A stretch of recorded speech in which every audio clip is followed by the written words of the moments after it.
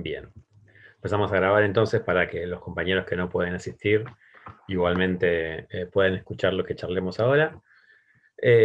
Por un lado, bueno, pedirles disculpas por avisar con tan poco tiempo. La verdad que fueron 2 semanas muy complejas y me costaba mucho armar un bache.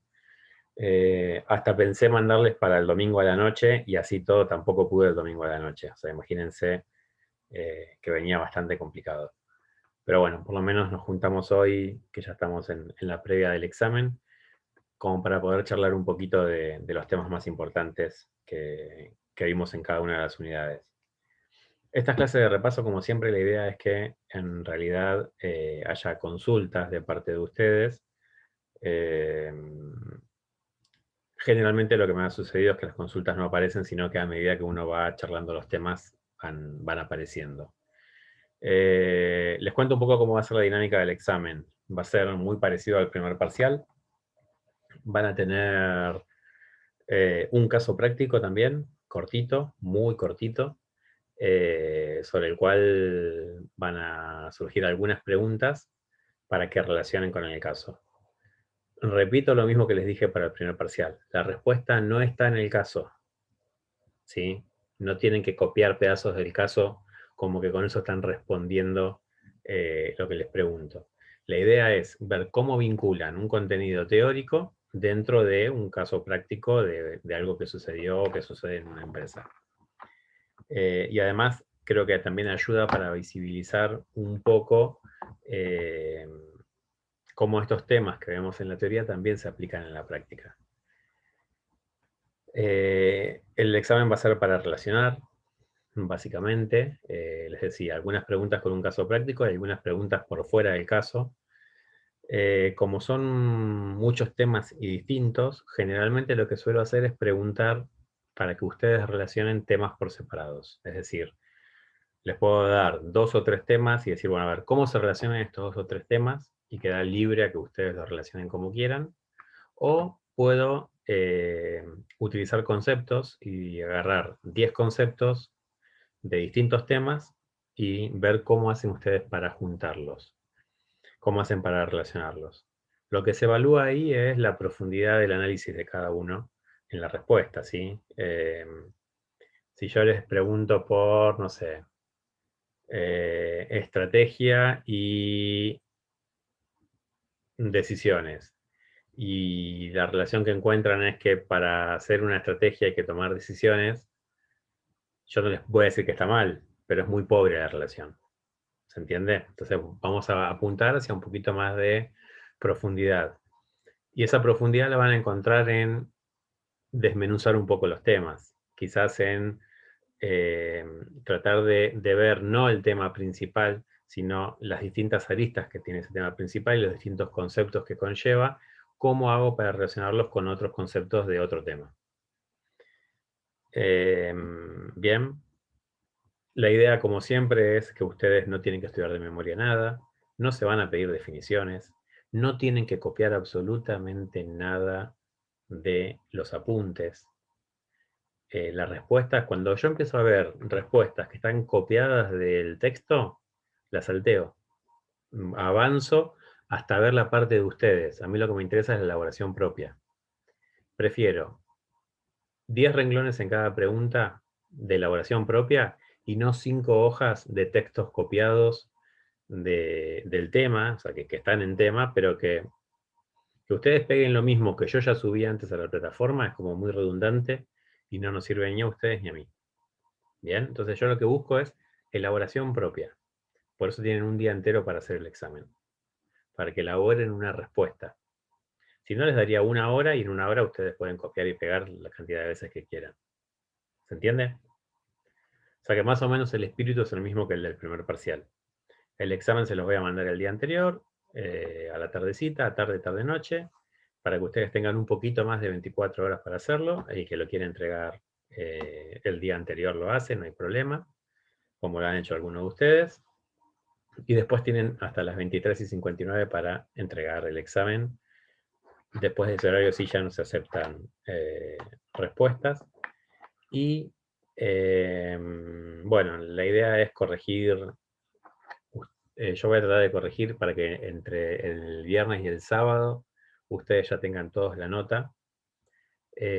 No se preocupen porque la nota no está subida en la plataforma administrativa, no subí ninguna todavía. Todos tienen ausente. Diana, te lo digo porque me habías consultado.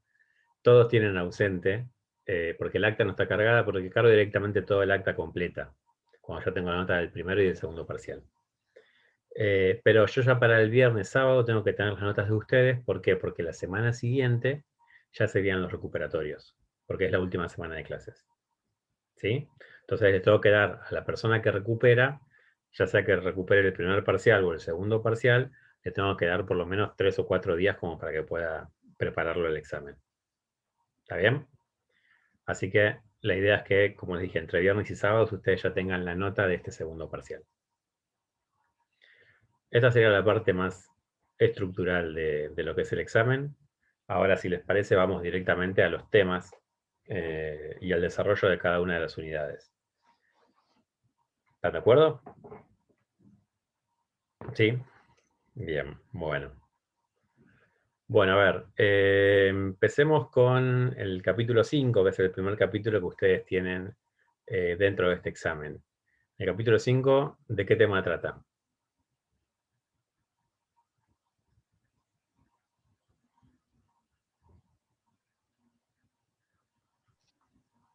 Política y planificación.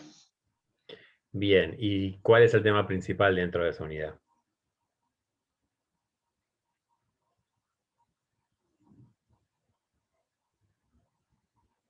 ¿Cómo, Sabrina? No se te escucha.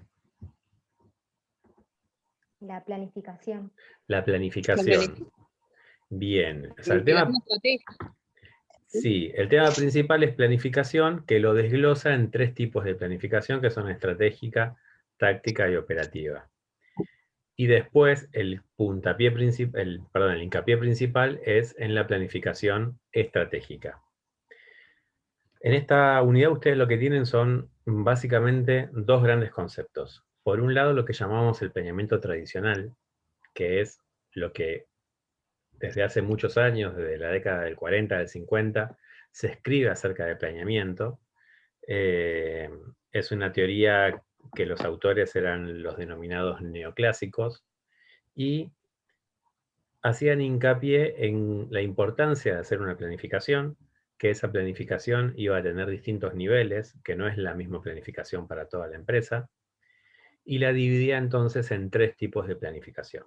¿Sí? La planificación tradicional lo que dice es que hay una planificación estratégica, una táctica y una operativa. ¿Qué entienden ustedes por planificación estratégica?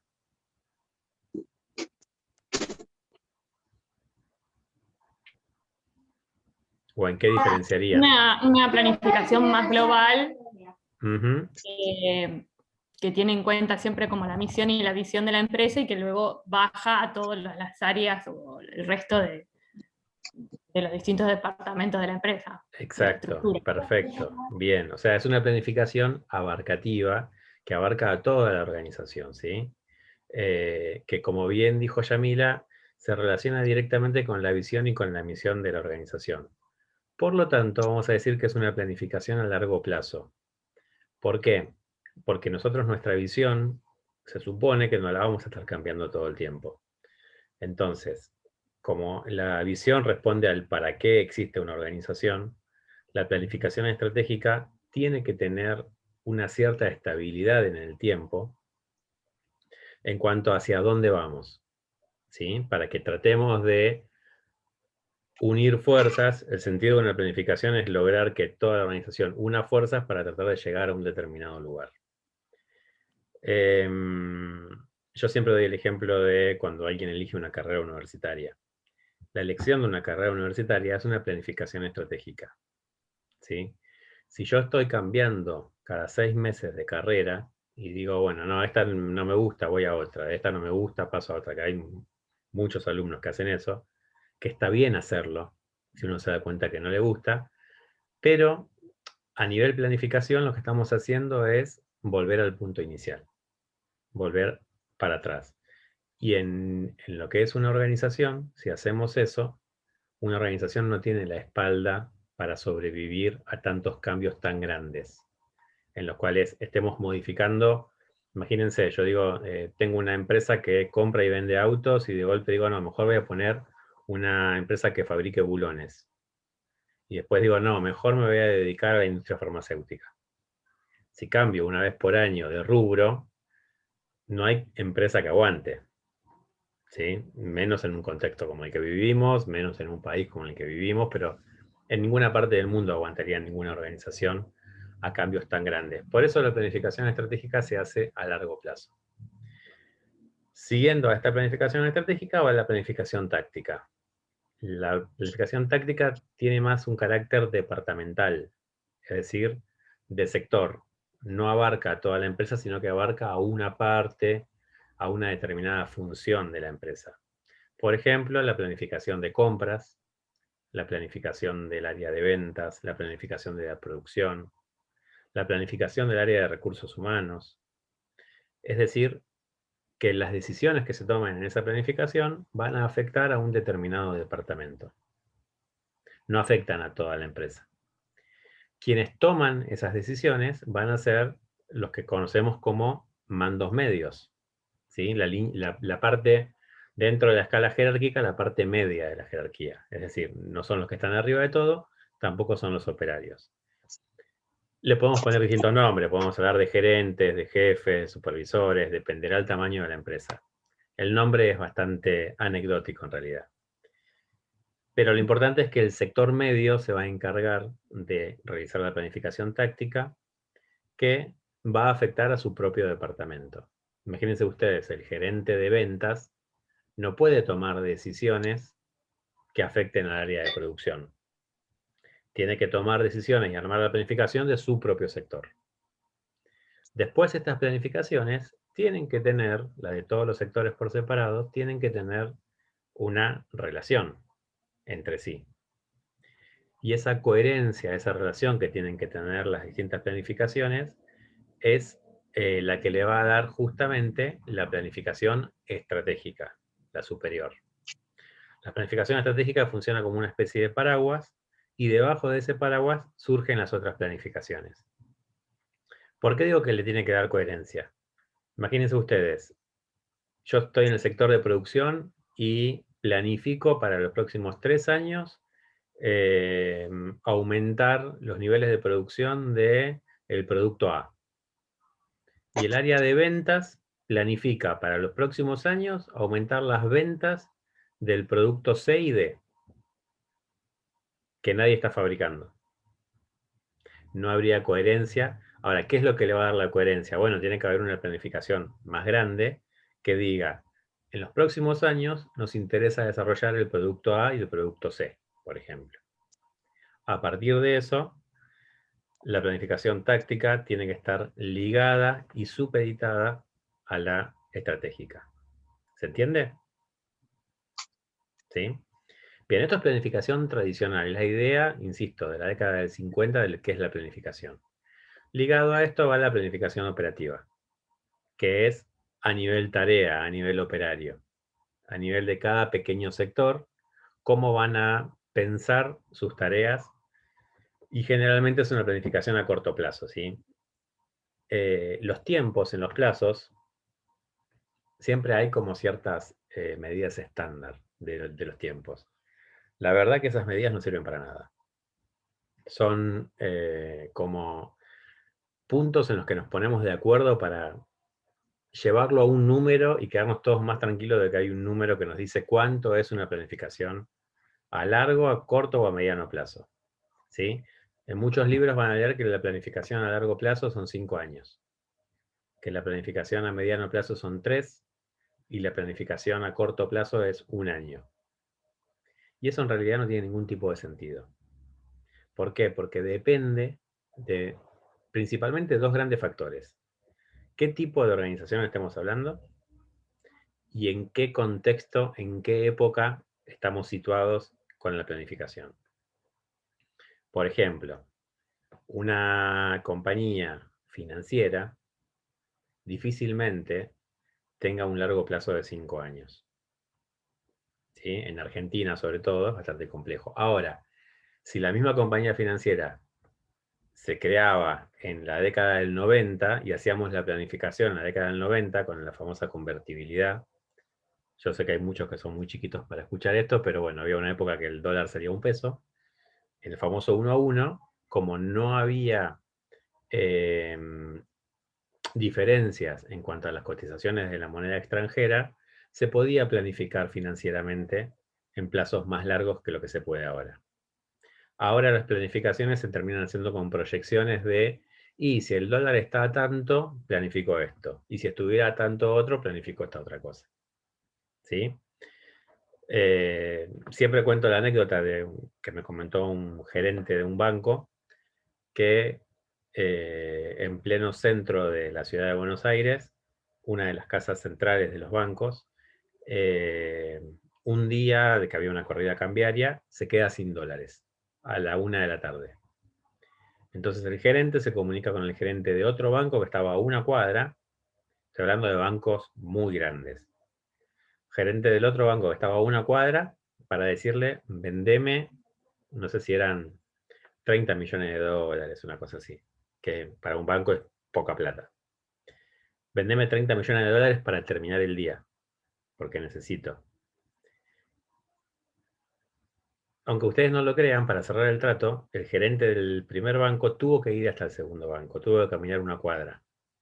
En lo que caminó esa cuadra, el valor del dólar había saltado 50 centavos, había bajado 50 centavos. Multiplicado por 30 millones, el banco se ahorró un montón de plata por el tiempo que tardó el gerente en caminar una cuadra. En un contexto como ese, el largo plazo no pueden ser 5 años, van a ser 5 minutos. ¿Está bien? Por eso digo que lo de ponerle tiempo a los plazos es muy relativo. Y después tiene que ver también a qué se dedique la empresa. Si yo tengo una empresa que es maderera, por ejemplo, que se dedica a sembrar un árbol, esperar que crezca durante 10 años, cortarlo y venderlo, y el largo plazo quizás sí sean 10 años, 15, 20 años. ¿Está bien? Por el tipo de negocio. Entonces, según el tipo de organización en el que estemos, hablaremos de largo, mediano o corto plazo, pero sí tenemos que saber que la planificación operativa va a ser un plazo menor que la táctica, la cual va a ser menor que la estratégica. ¿Se entiende? Tiene que haber coherencia entre las tres planificaciones. Este tipo de planificación, ¿cómo se plantea en la década del 50? De arriba hacia abajo. La cumbre toma decisiones y a partir de eso el resto tienen que tratar de adaptarse a esas decisiones que se tomaron. Si la planificación estratégica es crecer las ventas un 20%, el resto de la empresa se tiene que dedicar a ver cómo hace para que las ventas crezcan un 20%. ¿Bien? Lo que planteamos nosotros en la materia, en la cátedra, es una forma distinta de planificar, que es el llamado planeamiento estratégico situacional, que es una forma un poquito más actual en el tiempo. Además nos gusta porque es un autor latinoamericano, entonces nos muestra realidades un poco más cercanas a nosotros. Y en el planeamiento estratégico situacional tiene principalmente algunos cambios, algunas diferencias con respecto a el planeamiento tradicional. Por un lado, lo que vamos a observar es que no se divide en esas tres partes, sino que se divide en momentos. Nosotros estamos muy acostumbrados a que la planificación es algo que ocurre en un momento de la vida de la empresa. O sea, nos sentamos a pensar. ¿Vieron, por ejemplo, que a nivel nacional el presupuesto nacional se presenta al Congreso en septiembre? Bueno, es como, esa es la fecha de planificar. Es planificar qué es lo que va a pasar el año que viene. Lo que plantea Matus es, no hay un momento específico para planificar. Entonces no podemos tener etapas secuenciales, sino que él lo que va a denominar son momentos, pero momentos que van a ir solapados unos con otros. Y que en algunos casos van a ir hasta los 4 momentos a la vez. Entonces él dice que para hacer una planificación tenemos un momento explicativo, un momento normativo, un momento estratégico y un momento táctico operacional. Rápidamente, el momento explicativo es tratar de entender la situación, ¿sí? Un análisis del estado general de la organización y del ambiente. En segundo lugar, el momento normativo, que es pensar qué es lo que quiero, hacia dónde quiero ir, dónde me gustaría estar. El tercer momento es el momento estratégico, es el momento de esa diferencia entre donde estoy y donde quiero estar. Tengo que armar un plan para tratar de salvar esa diferencia. Ahí sí empiezo a pensar exactamente qué es lo que voy a hacer. Es decir, elijo la estrategia a seguir. Y en último lugar, pero para Matus no solo es no menos importante, sino que es el más importante de todos, viene el llamado momento táctico operacional, que es el momento de hacer. ¿Por qué le da tanta importancia? Porque lo que observa Matus es que hay mucha diferencia generalmente entre lo que planificamos y lo que terminamos haciendo. Entonces lo que él dice es, el momento táctico operacional es fundamental porque es donde voy a ver si realmente planifiqué bien o no. Lo que él plantea es que la planificación tiene que ser algo vivo, en lo cual se vaya modificando con el tiempo y se vaya modificando a partir del momento táctico operacional. Según lo que en la práctica suceda, iremos modificando nuestra planificación. ¿Sí? Si yo planifiqué, lo digo en números como para que se entienda, planifiqué vender 1 millón de pesos en el año y el primer mes vendí 300.000 pesos, no puedo seguir con la misma planificación, porque claramente la voy a superar esa planificación. Caso contrario, si en el primer mes vendí 20.000 pesos y yo planifiqué vender 1 millón en el año, tendré que analizar qué es lo que está pasando. Quizás sea una cuestión estacional y es lógico que sea así, o quizás tengo que modificar mi planificación original. Y ese millón que había estipulado quizás esté mal. Entonces lo que dice Matus es que tiene que haber un diálogo continuo entre las distintas partes de la organización para que la planificación sea situacional, se adecúe a las situaciones. Nos marque un horizonte, nos marque hacia dónde vamos, pero al mismo tiempo tiene que tener un nivel de flexibilidad para adaptarse a lo que está sucediendo. ¿Me siguen o voy muy rápido? ¿Se entiende? Sí. Bueno, es más o menos lo que habían leído o les o me equivoqué de tema y estoy diciendo otra cosa. Ustedes avísenme, si yo agarro para otro lado que nada que ver, péguenme un grito por la duda. No, estaba tratando de recordar cuál fue el tema que trabajamos en el foro, que era esto de si nos escuchaban con respecto a, en nuestras organizaciones. Estaba tratando de recordar eso. Claro, porque como estamos acostumbrados de que la planificación va de arriba hacia abajo, la pregunta es, cuando vos ves que eso no funciona, ¿te escuchan las organizaciones? Porque lo que plantea Matus es que deberían de escuchar. No, también por esta diferencia entre que planificar una cosa y después en la realidad sucede otra, es como que esta distancia es la que termina generando que muchas veces no suceda lo que uno se imaginó que iba a suceder. Totalmente.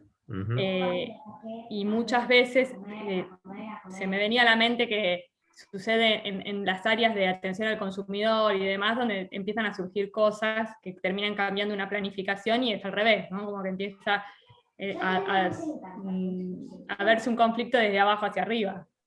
Miren, yo siempre doy un ejemplo. Yo trabajo en la Universidad de 3 de Febrero, en el departamento de alumnos de la parte presencial. ¿Sí? Soy jefe del departamento de alumnos. Entonces yo siempre les cuento un ejemplo de algo que sucedió y que viene sucediendo desde hace muchos años. En el año 2012, si mal no recuerdo, se legisla acerca del cambio de identidad de género. A partir del cual la ley lo que dice es que si una persona quiere cambiar su género autopercibido, simplemente tiene que dirigirse a una institución y decir, yo no quiero que me llamen más de tal manera, quiero que me llamen de esta otra manera. Y con solo decirlo, la institución se tiene que adecuar. Recién en los últimos 2 años, esto creo que fue en el 2012, recién en los últimos 2 años se pudo empezar a adecuar algo de esa ley. ¿Por qué? porque el sistema no estaba preparado todavía para eso, pero sin embargo, desde que ya está legislada la ley y promulgada, se entiende de que eso es así, de que funciona de esa manera. Pero en la práctica no funcionaba de esa manera. Yo estando en una universidad nacional, venía una persona y me decía, me llamo María Pérez, y yo le pedía el documento, y el documento decía Juan Pérez, y yo no podía llamarlo María Pérez, lo tenía que llamar Juan Pérez, porque es lo que decía el documento. ¿Por qué? Porque el Ministerio de Educación exigía a las universidades que cuando alguien se recibe, tiene que tener el mismo nombre en el documento y en el título de secundario.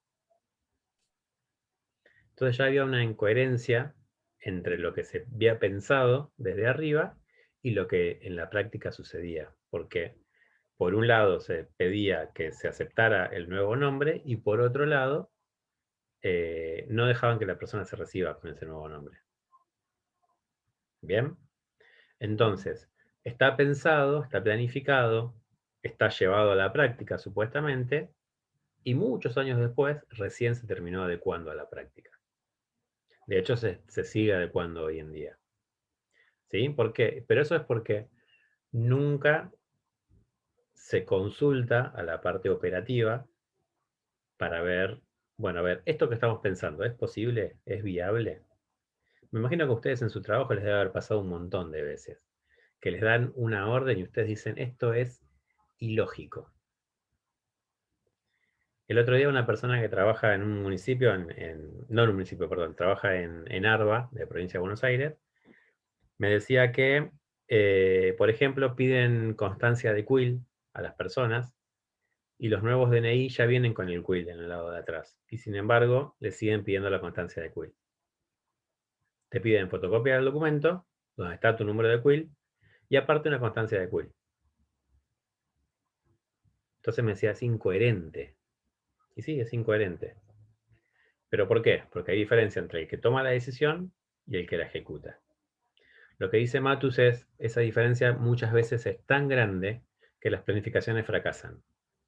Y que las planificaciones, en lugar de ayudar a la organización a que crezca, la terminan encapsulando y termina siendo como algo que la presiona a la propia organización. No puedo avanzar porque tengo que cumplir con la planificación.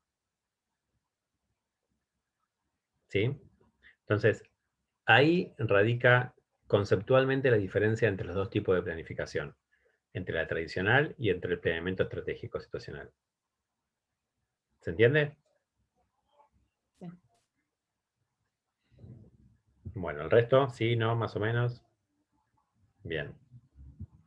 Perfecto. Bueno. Capítulo 6. Capítulo 6. Hablamos de teoría de la decisión. Sobre este capítulo les cuento que les voy a mandar y se los voy a mandar en estos días ya, una invitación, porque vamos a tener una charla que se logró armar desde la cátedra con Patricia Bonatti, que es la autora que ustedes tienen para leer. Es decir, vamos a tener una clase con ella. Va a ser el jueves 17 de junio.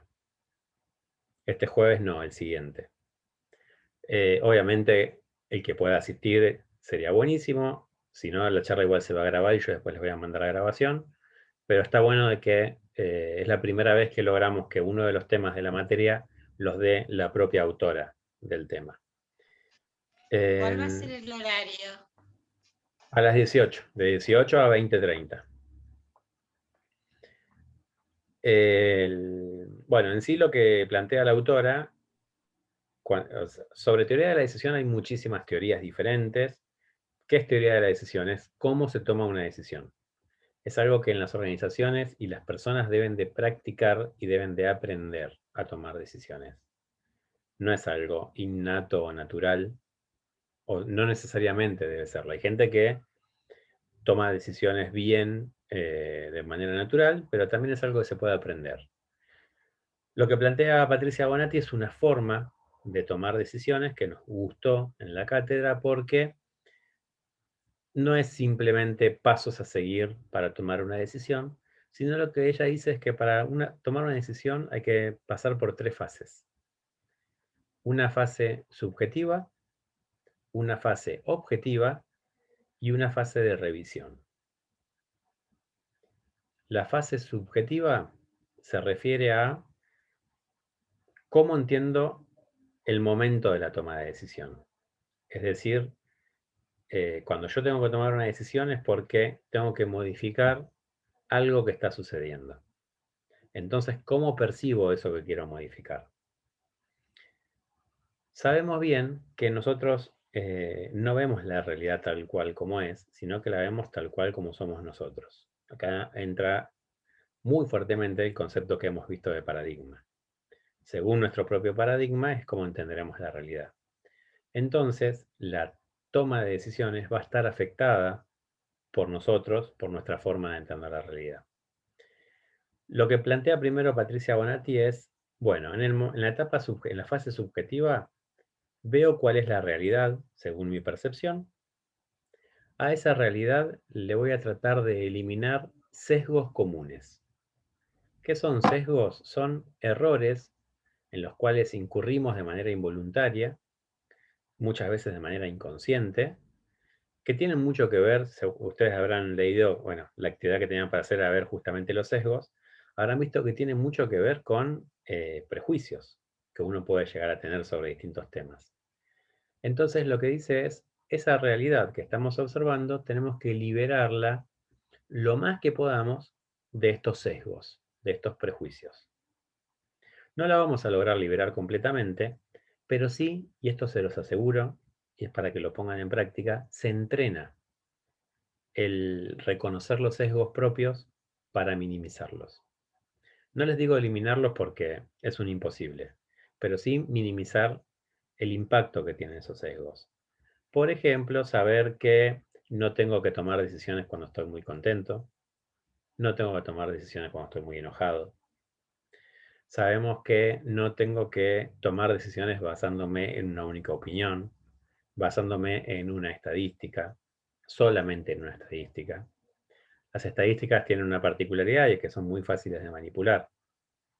Y no hablo de mentir, hablo simplemente de manipular la estadística. El mismo dato planteado de dos formas distintas significa dos cosas distintas. Lo llevo al fútbol. Imaginemos que mi equipo hace 10 partidos que no gana. ¡Qué desastre! Hay que echar al técnico. Hace 10 partidos que no gana. Le puedo dar las mismas estadísticas que dice que mi equipo hace 10 partidos que no pierde. ¡Qué fenómeno! ¿Cuál es la realidad?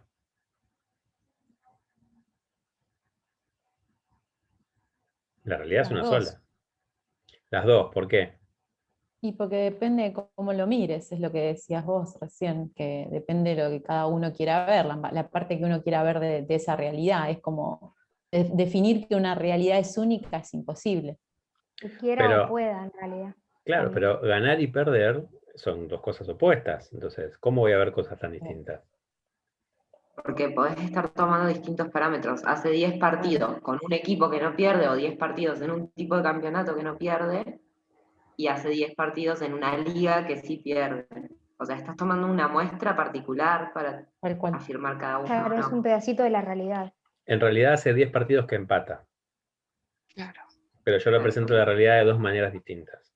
Claro. Y a partir de eso tomo decisiones diferentes. ¿Sí? Se está por cortar la charla, así que entramos nuevamente al mismo link, ¿sí? Ya la corto ahora y entramos de vuelta.